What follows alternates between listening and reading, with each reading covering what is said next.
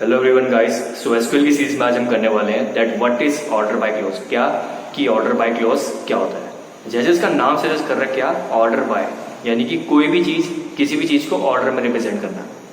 ठीक है, जैसे अगर मैं बात करूँ एक पर्टिकुलर फील्ड की, और से एक रिलेशन की, और से एक टेबल की बात करूँ, सो अगर मुझे किसी फील्ड को एक ऑर्डर में सेट करना पड़ता है ना, ऑर्डर समझते हो, जैसे कह सकते हैं सॉर्टेड वे में। जैसे अगर बात करूँ कि मैं बोलूँ एक टेबल है, स्टूडेंट नाम की टेबल है, जिसमें एक मेरी फील्ड है नेम। क्या है मेरी नेम, उसमें डिफरेंट नेम मतलब स्टूडेंट्स के नेम होंगे।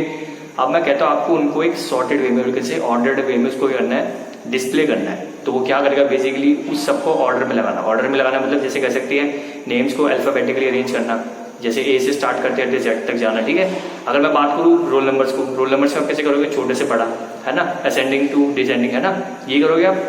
सो ऑर्डर मतलब क्या हो गया बेसिकली कि किसी भी चीज को एक सेट ऑफ कहते हैं ना कि सॉर्टेड वे में अरेंज करना। सो ऑर्डर बाय क्लॉज का बेसिकली क्या होता है, बेसिकली इस कमांड को हम यूज करते हैं तब जब हमें किसी चीज को ऑर्डर में क्या करना पड़ता है, डिस्प्ले करना पड़ता है। तो इस वीडियो में हम इसको अच्छे से समझेंगे, इसके ऊपर कुछ क्वेरीज को भी करेंगे जिससे हमें ऑर्डर बाय क्लॉज अच्छे से समझ आता है। तो चलिए स्टार्ट करते हैं। So guys, let's discuss order by clause in SQL. So this command is used to display the result set in a desired order of a field.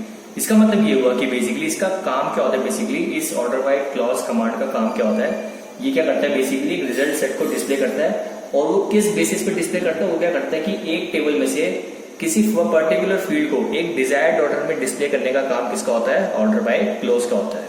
ठीक है, फॉर एग्जाम्पल मैं आपको बात करूँ कि सपोज करो मेरे पास एक रिलेशन है और कैसे एक टेबल है जिसमें क्या है, मेरी स्टूडेंट नाम की टेबल है जिसमें मेरी 4 फील्ड्स है, एक रोल नंबर की, एक नेम, एक मार्क्स एंड एक sex. Sex means male and female gender. ठीक है, अब हमें कहता है कि क्वेरीज मतलब हमें कुछ 2 क्वेरीज दी है। ठीक है, अब हम देखेंगे इसमें कि हम ऑर्डर बाय क्लॉज कैसे लगा सकते हैं। पहली क्वेरी क्या है, display the details of students sorted on their name. यानी कि हमें स्टूडेंट्स की डिटेल को बेसिकली क्या करना है, डिस्प्ले करना है, लेकिन सॉर्टेड ऑन देयर नेम, यानी कि उनके नेम्स कैसे होने चाहिए, सॉर्टेड वे में होने चाहिए। सो पहला टाइप क्या हो गया ये कि जब भी आपको क्वेश्चन में कहे ना क्वेरी में कि आपको एक क्वेरी लिखनी है क्या, कि जिसमें आपको कहे कि सॉर्टेड वे में लिखना है, तो उस केस में आपका लगता है ऑर्डर बाय क्लोज। क्या लगता है उस केस में आपका, ऑर्डर बाय क्लोज। सो इसको कैसे करेंगे, देखते हैं कैसे लिखेंगे क्वेरी। सबसे पहले डिस्प्ले करना है, तो डिस्प्ले के लिए तो हम सेलेक्ट यूज करेंगे, तो लिखूंगा सेलेक्ट।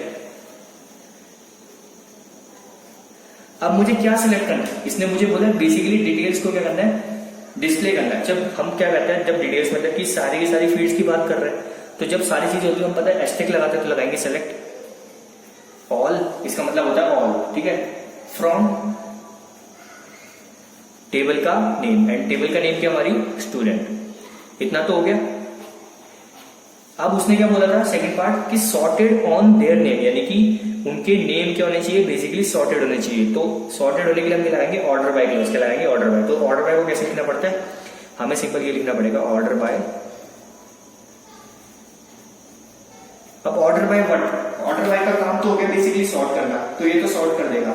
अब ऑर्डर बाय व्हाट, किस चीज को हमें ऑर्डर में करना है, सॉर्टेड करना है, नेम को, तो लिखेंगे ऑर्डर बाय फील्ड का नेम, और फील्ड का नेम क्या है, नेम, एंड लास्ट में आ जाएगा आपका सेमी कॉलन।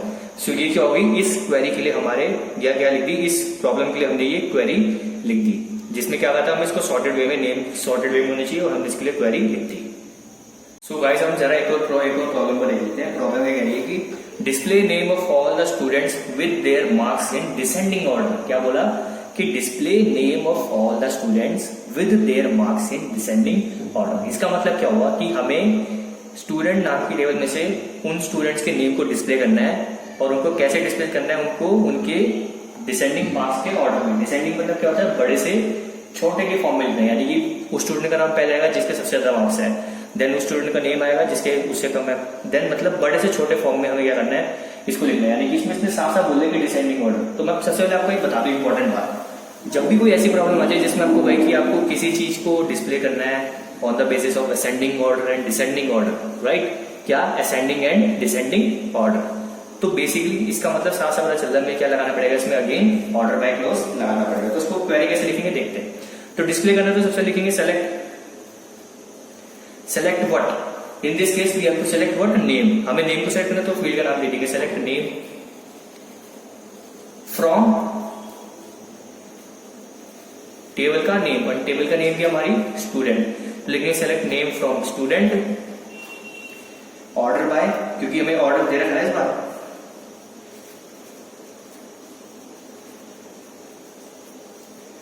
ऑर्डर बाय किस चीज का ऑर्डर कर रहा है, हमें मार्क्स का ऑर्डर कह रहा है मार्क्स का ऑर्डर। तो ऑर्डर बाय मार्क्स की हमें पता है टेबल है, तो लिखेंगे ऑर्डर बाय मार्क्स। लेकिन अब एक चीज आती है, वो चीज क्या है? अब देखो पहले वाले प्रॉब्लम में हमें कहा था कि सिंपल हमने उसको सॉर्टेड ऑर्डर में लिखा है, क्या सॉर्टेड ऑर्डर में डिस्प्ले करना है, यानी कि उसमें कुछ मेंशन नहीं था कि हमें सॉर्टेड ऑर्डर, तो देखो असेंडिंग ऑर्डर में भी हो सकता है, डिसेंडिंग ऑर्डर में भी हो सकता है, राइट। अब इसमें इसने साफ साफ मेंशन करा है कि आपको डिसेंडिंग ऑर्डर में क्या करना है, इसको सॉर्ट करना है। क्या करना है? डिसेंडिंग ऑर्डर में सॉर्ट करना है। तो इस केस में ना आपके ना दो कीवर्ड्स होते हैं अलग अलग।